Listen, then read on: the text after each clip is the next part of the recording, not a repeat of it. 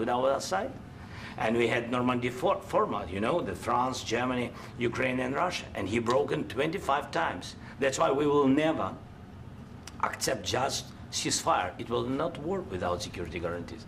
Security guarantees, maybe President is right about this document and other, but this document is not enough. Strong army is enough, because his soldiers afraid, Putin's soldiers afraid of our soldiers when we're strong enough. If we are not strong enough, if we are empty, if our storage is empty, we can't defend our land. Today, you know, he knows that we have, all the world knows that we have meeting, yes? Why he's using ballistic? Putin today using ballistic on our hospitals, schools, and etc. Ballistic. So he knows that we are here and that President Trump is really have goodwill to stop this war. And you hear now the president. So why he's using? So he doesn't want to stop. He doesn't want. But I hope that we will do it. Really, we'll do it. Security. When we speak about security guarantees, when the Europeans are ready for contingents, they need USA backstop. If there will not be United States, we will not never have any contingents, strong contingents from the Europeans, because they don't want to divide alliance connection between the United States as the main and strongest ally and Europeans. And this is crucial, this is important. That's what we want to speak about very much. This is very important. And air defense. So air defense, really, we have big deficit with all these systems, and we need to provide this. We need it very much. Otherwise, Putin will never stop, and will go further and further. He doesn't want. He hates us, you know? It's not about me. He hates Ukrainians. He thinks that we are not a nation.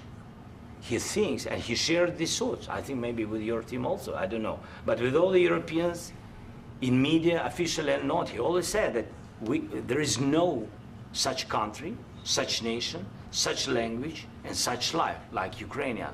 No, he really doesn't respect all the Ukrainians, and he wants to destroy us. And you are right, Mr. President, that's 2%. This document, maybe other documents, it's a very good start, very good, but it will not enough to stop this person. Should Russia pay to rebuild Ukraine? Mr. President, under these should Russia pay to rebuild Ukraine? They have to pay. This question. This is the rule. This is the rule of the war. This is the rule of the war. During all the centuries, all the history, this is the rule of the war. Who began, those pay. Do you agree? This is the rule. Putin began this war. He has to pay all money for innovation. He has to pay. Of course, some Russian assets, what we have in Europe, about 300 billion, we can use them. We can use for innovation and buy military support from the United States also. We can do it, but it's not enough. It's not enough. President, under these circumstances, do you envision a trilateral summit with Putin and President Zelenskyy? Wait 1 second. I asked this question that you didn't like because I wanted to know if you want to position yourself in the middle between Russia and Yes. Ukraine, or on the Ukraine side. No, I'm in the middle. I want to solve this thing. I'm for both. I want to get it solved. And it's wonderful to speak badly about somebody else, but I want to get it solved. If we can solve it, great. If we can't solve it, they're going to have to fight it out, and who knows what's going to happen. But I want to see it get solved. May I follow up? One more question about U.S. troops in Europe. After Russian invasion of Ukraine, your predecessor sent additional troops to Eastern Europe, including Poland, my country. Yeah. Are you committed to keeping these troops on the eastern flank of NATO in the future? I'm very committed to Poland. I think Poland has really stepped up and done a great job for NATO. They, as you know, they paid more than they had to. They are one of the finest groups of people I've ever known. I'm very committed to Poland. What about Baltics? Poland's in a tough neighborhood, you know. What about the Baltics? The Baltics, they got a lot of, it's a tough neighborhood too, but we're committed. We're going to be very committed, and we're committed to NATO. But NATO has to step up, and the Europeans have to step up more than they have. And I want to see them equalize, because they are in for far less than we're in, and they should be at least equal. You understand that? Why is the United States, we have an ocean in between. Why is the United States in for so much more money and other things as Europe? With that being said, and as you said, they've also been obviously very helpful, but we have put in far more than they have, and I think they should equalize. Mr. President, Yeah, please, go Can I ahead. ask you about the agreement again today? What changed between the first time that Secretary Bessent gave President Zelenskyy the agreement and today for the signing? We made a deal. So What was the I'm just- deciding factor? I'm a business person. We made a deal. That's what changed. A lot of the President, minerals. I didn't think we were going to make a deal, and we ended up making the deal, so that changed. Mr. President, what and how do you envision a trilateral summit with President Zelenskyy and Putin? I don't know, under but these well, they circumstances? don't like each other, I can tell you that. Okay? They do not like each other. This is not a love match, and it's unfortunate. That's why you're in this situation. The United States should not have allowed this to happen, okay? The United States, run by a man that didn't know much, I'm going to be very nice, run by an incompetent person, very incompetent person, should never have allowed this to happen. I've stopped wars. I've stopped many wars. My people will tell you, I stopped wars that nobody ever heard about. I stopped wars before they ever started. You can look at some of, I could give you a lot of nations that would tell you right now they were probably going to war. I could tell you right now there's a nation thinking about going to war on something that nobody in this room has ever even heard about. Two smaller nations, but big, still big. And I think I've stopped it. But this should have never happened. Mr. President. About sorry, just a second. About any negotiations. First of all, I want really to tell you, and I think that everybody understands that Ukraine, more than Ukrainians, nobody wants to stop this war. But at the future, any negotiations, it's understandable that two sides of the war, not Russia and the United States, because this is not the war between Russia and the United States. This is war of Russia against Ukraine and Ukrainian people. So these two sides will be at the anyway will be at the negotiation table. Then of course United States, like the strongest partner of the Ukraine, and of course Europe. I think Europe is very important. I want to speak about it with the president.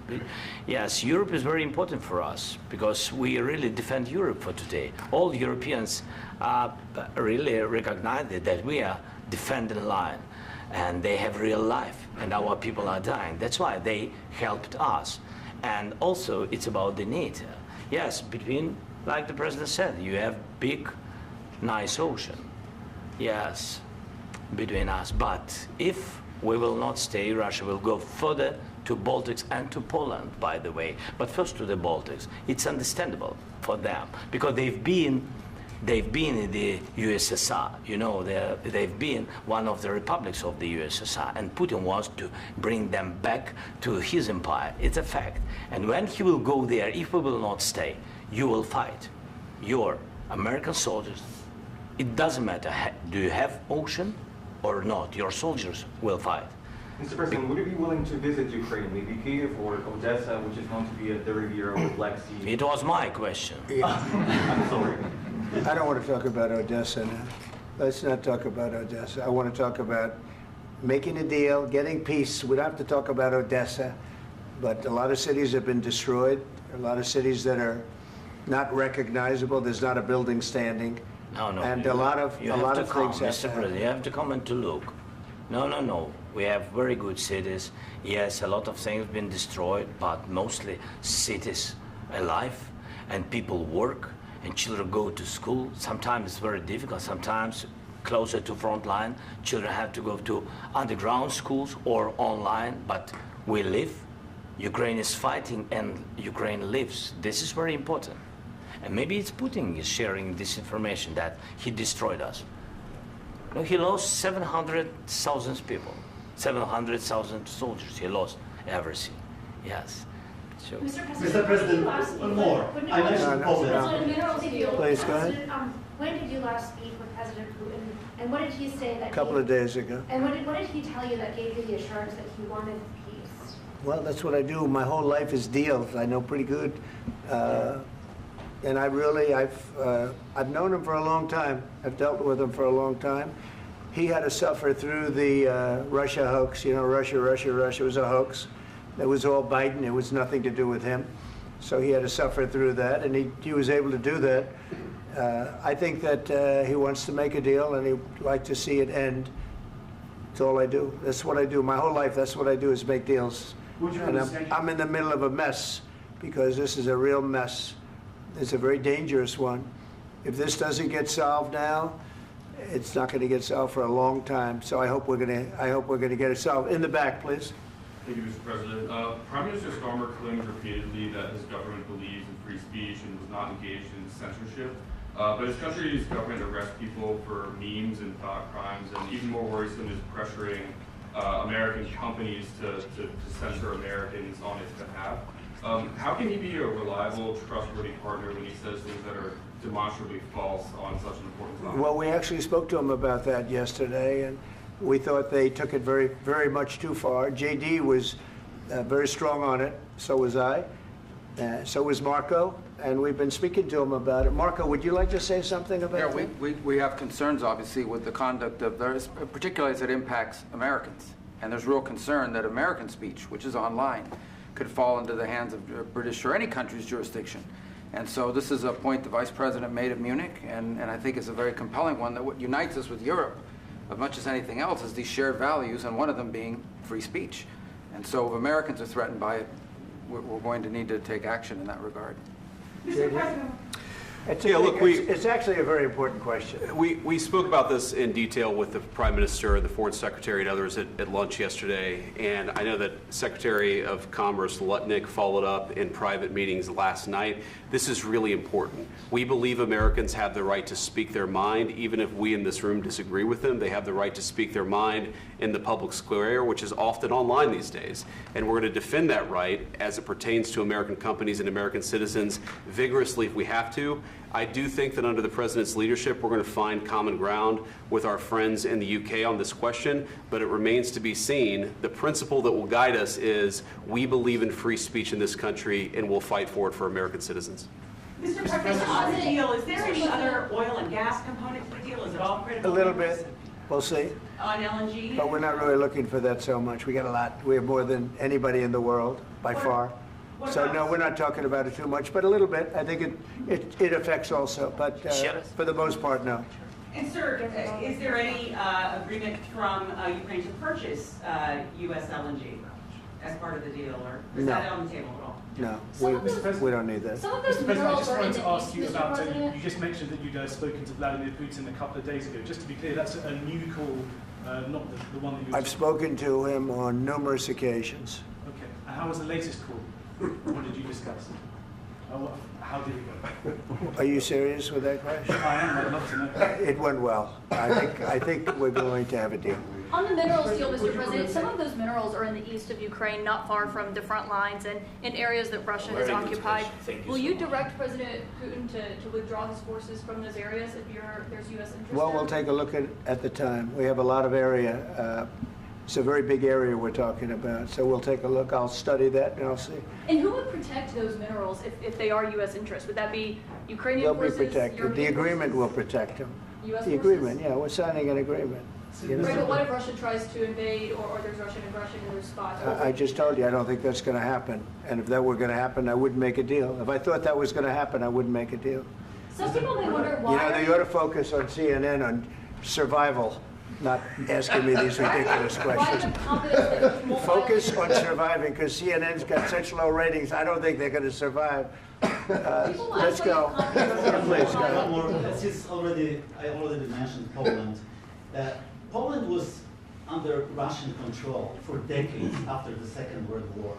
When I was a kid, I looked at the United States not only as a most powerful country, richest country in the world, the country that has great music, great movies, great muscle cars, but also as a force for good.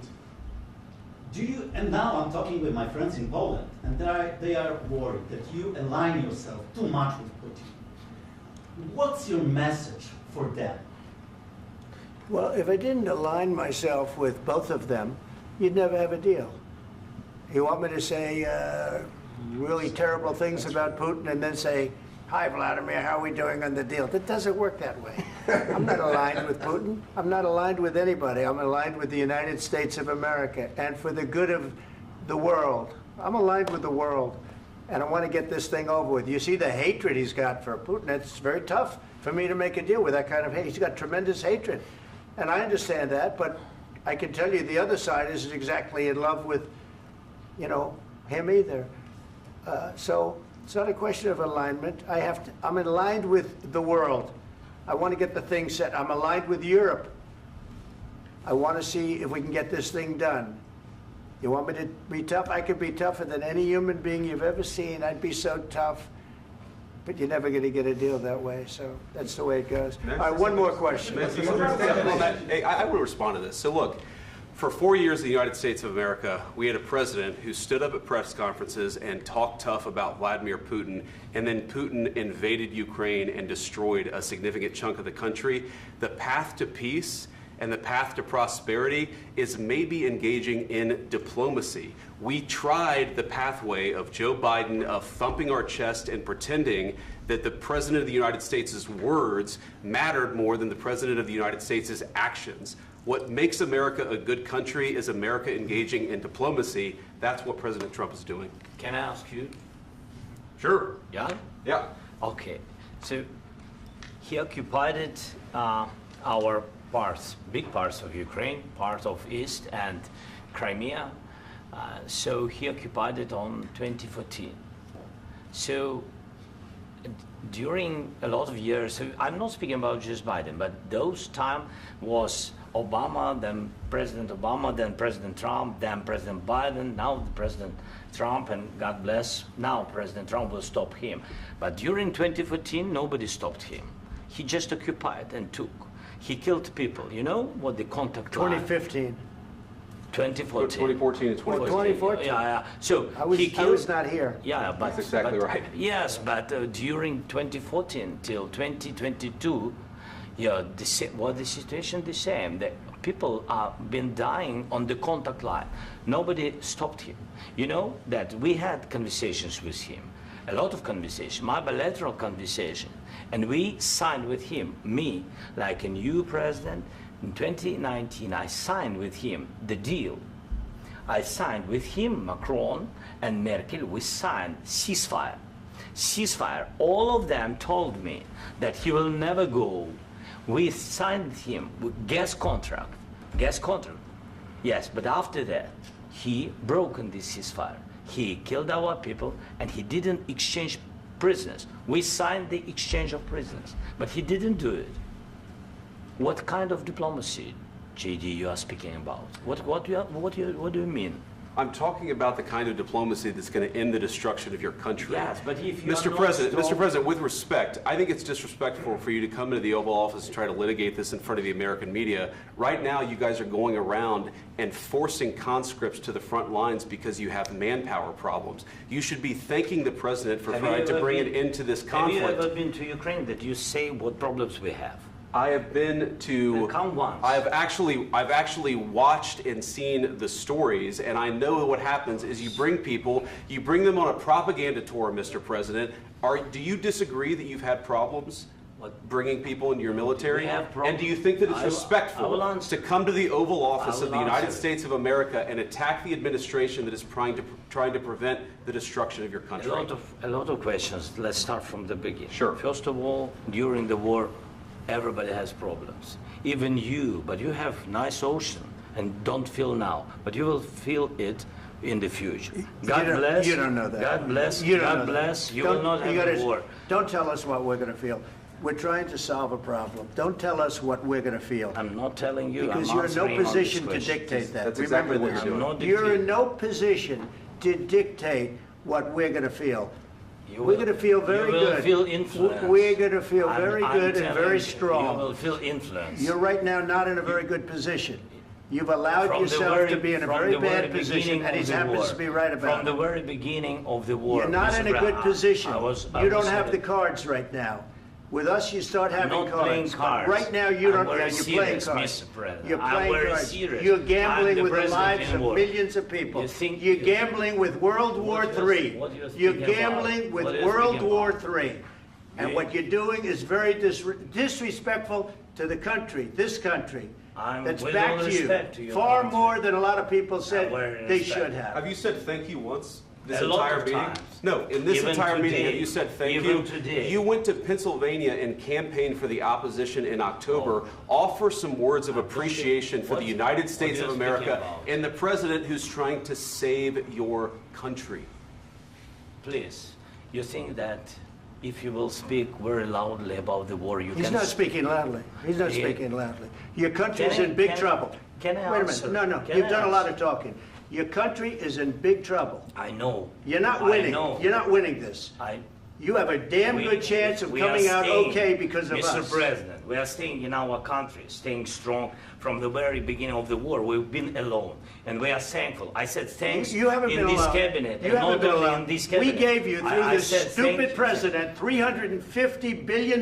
You voted We gave for you your military president. equipment, You and you voted men for are your brave, president. but they had to use our military. What about we are If speaking? you didn't have You our invited military me- equipment, you invited if me you to didn't speak. have our military equipment, this war would have been over in 2 weeks. In 3 okay? days, I heard it from Putin. In 3 days, this is something Maybe new. less. In 2 weeks, of course, It's yes. going to be a very hard thing to do business like this. I Again, tell you. just say thank you. I said a lot of accept times that thank there, you accept to that, American people. Accept that there are disagreements, and let's go litigate those disagreements rather than trying to fight it out in the American media when you're wrong. We know that you're wrong. But you see, I think it's good for the American people to see what's going on. I understand, sir. I think it's I very understand. important. That's why I kept this going so long. You have to be thankful. You I'm- don't have the I'm cards. thankful. You're buried there. Your people are dying. tell you You're again, running I low know. on soldiers. Don't- Listen, don't, please, you're running Mr. low on President. soldiers. It would be a damn good thing. Mr. And then President. then you tell us, I don't want a ceasefire. I don't want a ceasefire. I want to go, and I want this. Look, if you could get a ceasefire right now, I tell you, you take it so the bullets stop flying and your men stop getting killed. Of course, we want to stop the war. But you're I saying said- you don't want a ceasefire. But I said to you, I want a ceasefire. with guarantees. Because you'll get a ceasefire faster than an agreement. Ask our people about ceasefire, what they think. That wasn't doesn't with matter me. for you what- That what wasn't this with me. means. It That was wasn't with with you. a guy named Biden who was not a smart person. This That is was your, with, this that was is with your Obama. president. It was your president. Excuse me. That was with Obama, who gave you sheets, and I gave you javelins. Yes. I gave you the javelins to take out all those tanks. Obama gave you sheets. In fact, the statement is Obama gave sheets and Trump gave javelins.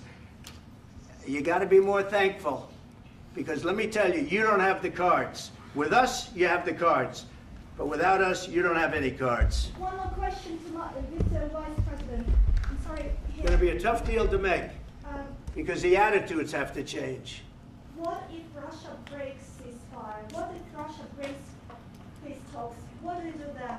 I understand that it's a heated conversation right now. What are you but saying?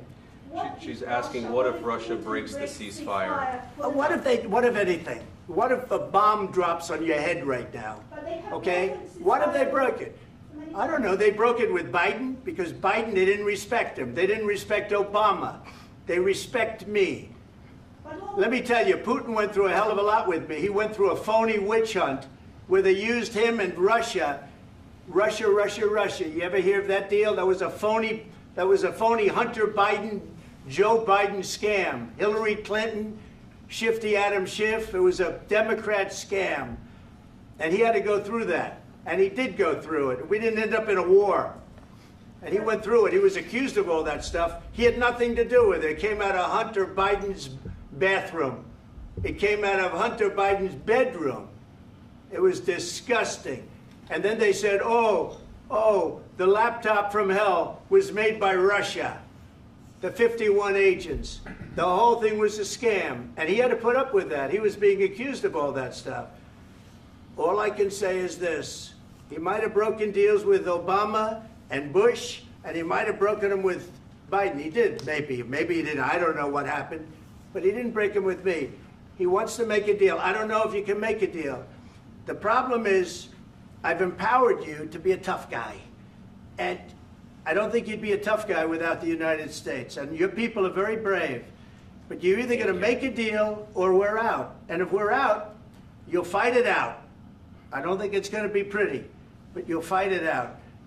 But you don't have the cards. But once we sign that deal, you're in a much better position. But you're not acting at all thankful. And that's not a nice thing. I'll be honest, that's not a nice thing. All right, I think we've seen enough. What do you think? What's this negotiation? This is going to be great television, I will say that. All right. We'll see what we can do about putting it together. Thanks, sir. I need the back of this. We'll see, I don't know. All right, guys, come on. Wait, hey, let's go. Guys, come on, let's move.